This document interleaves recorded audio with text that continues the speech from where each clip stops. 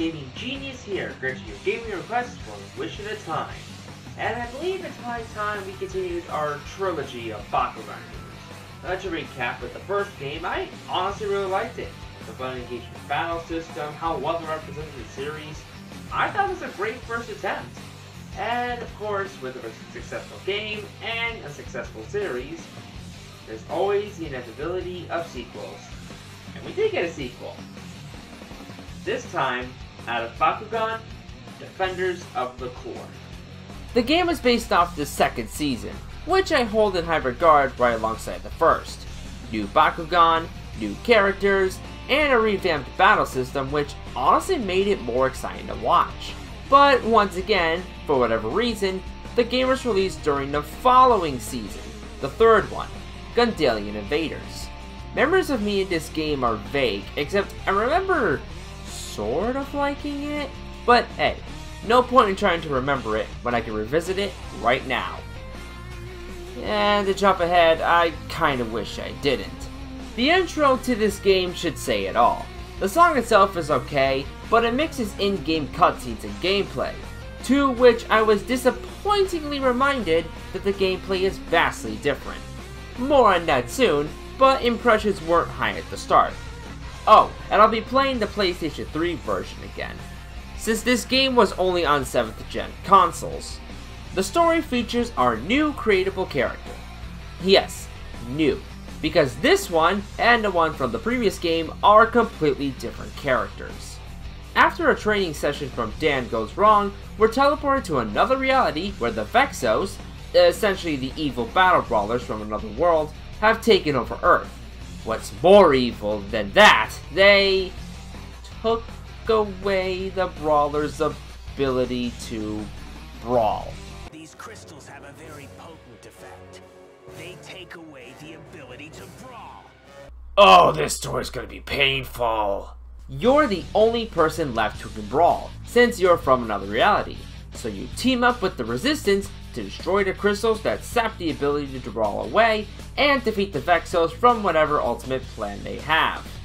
The story is a weird retelling of the first arc of the second season. There are similar events, but most of it adds new elements. One is Abyss, the spirit of the Earth's core, who's only here for personal stakes in the story right up to the final battle. Truth be told, I wasn't into the story this time.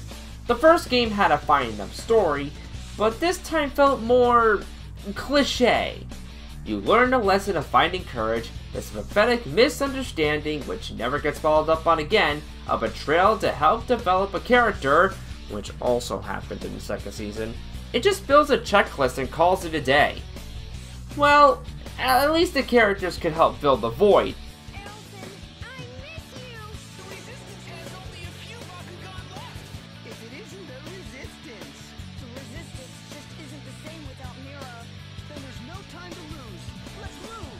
And this, unfortunately, is only just the start of our problems. Despite having every character reprised in the last game, every single character's voices were replaced for this game. They either do decent enough, or they just don't fit at all. I honestly don't get why. If you could before, why not now? And even then, a central antagonist of the season, Prince Hydron, never appears.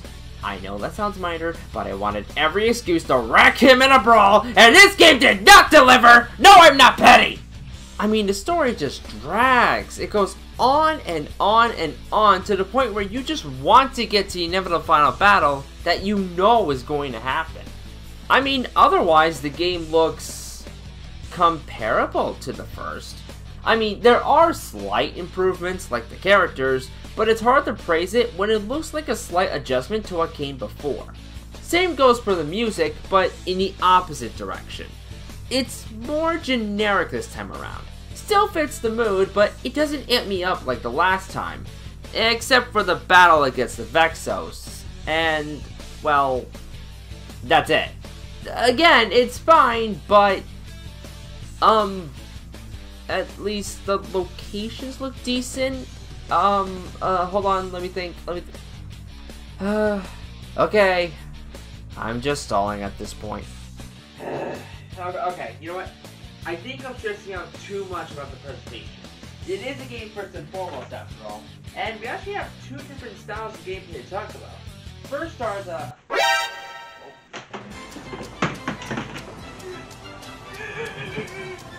First are the stealth sections. Yes, stealth, but that puts the term very lightly. With the Vexos controlling the Earth, they set guards and devices to slow the resistance down. You control the MC while avoiding laser grids, spotlights, robots, and guards, while making it to the other side of the map. Should you get caught, you can use collectible Vexos cards to avoid starting over, but trust me, you'll never run out. Unless completely unfair, this is easy stealth you should have no problem with. There are collectibles like figures and ability cards scattered in each section, but that's the only benefit besides expanding playtime. I mean, when the final stealth section is just a straightforward hallway, you know they weren't going to stick with this for long. You can interact with the citizens around the cities, and they might give you Vexos cards or something else to help you, but that's about as interactive as these moments get. Heck, if you want to talk to the brawlers, you can only do so on Marucho's plane, which is honestly just a pretty lousy hub. You just get context for the missions you're about to get into, you get the same options as the main menu, that's it.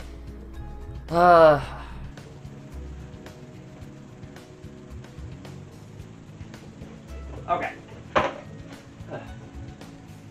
Luckily, it's not just about the stealth, it's about the brawls. You know, it's about the cards, it's about the spears, it's about the points, it's a kaiju battle?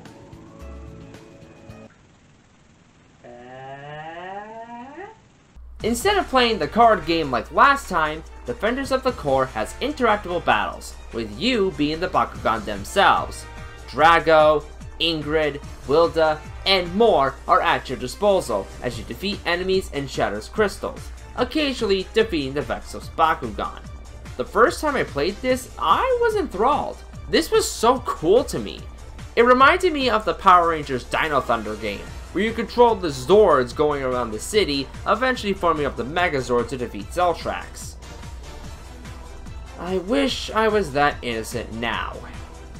Okay, maybe I'm too harsh. It's not bad, but not that good either.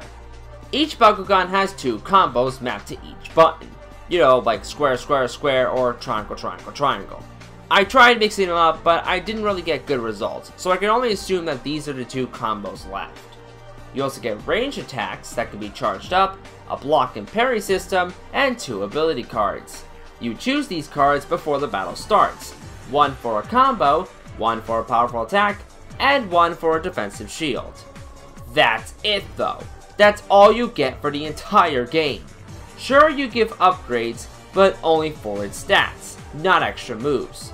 This brings combat to an unfortunate slog, almost mindless, if not for the true purpose. In almost every map is a landmark. If it breaks, game over, you lose.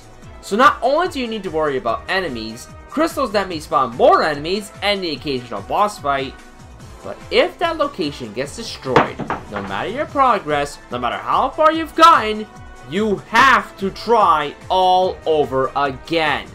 I don't care what plot reason it is for that. That's just stupid. I'm a giant dragon, not, Batman. Batman? Was that really the only superhero I could think of? 地獄からの使者スパイダーマン Oh, I guess that works too. To make a comparison, imagine if you were playing Godzilla Saves the Earth. You know, that kaiju brawler that everyone tried to push in the mid-2000s? Imagine if you were playing that as Godzilla, but you lost if Jet Jaguar destroyed the Space Needle. It'd be the most boring battle ever, and it's almost every battle in the game. Without the landmark, it isn't remarkable, but could still be fun. The landmarks completely ruin it for me. It complicates what should be an easy battle system, as if you didn't have enough to worry about already.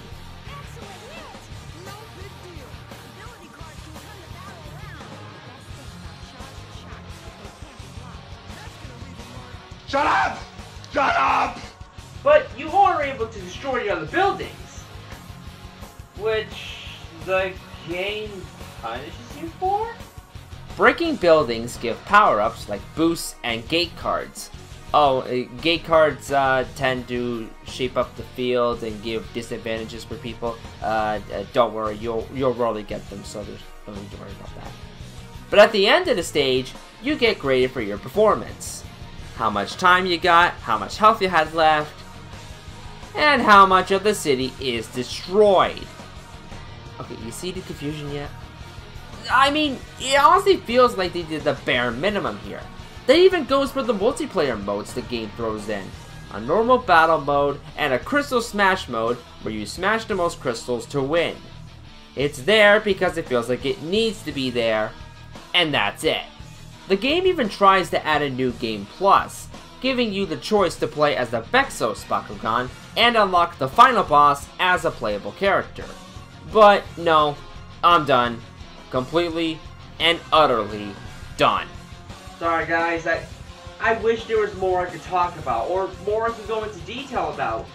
But when all is said and done, when you go through the entire game, which only takes about 4 hours to finish by the way, you're not left with much. The presentation meets the quota, and that's it except the mismatched voice cast. The story wasn't as engaging as the first game. Stealth feels tacked on, the battle system goes against itself in an adult manner. It's just not that good of a sequel. It's fine, but that's all it is. Just fine. It's there if you want it, but it's easily skippable. I wanted to like the game more, but alas, it was not meant to be. And that stain in your mouth, that little piece that never gets out, wouldn't leave for quite some time. This, for a while, was the very last console Bakugan game. Sure, there were a couple more DS games that would come out, but as far as mainline consoles, this was it. This was the last one. That is, or was for that matter, until the Switch came around. If you remember a very specific Nintendo Treehouse, you may remember the game I have right here being talked about. But that's for another time, when we wrap up the trilogy with Bakugan Champions of Vestroia. I honestly just hope it's as good as last time. Please. Please. Onus gaming wish has just been granted. I don't care. Let me end this trilogy!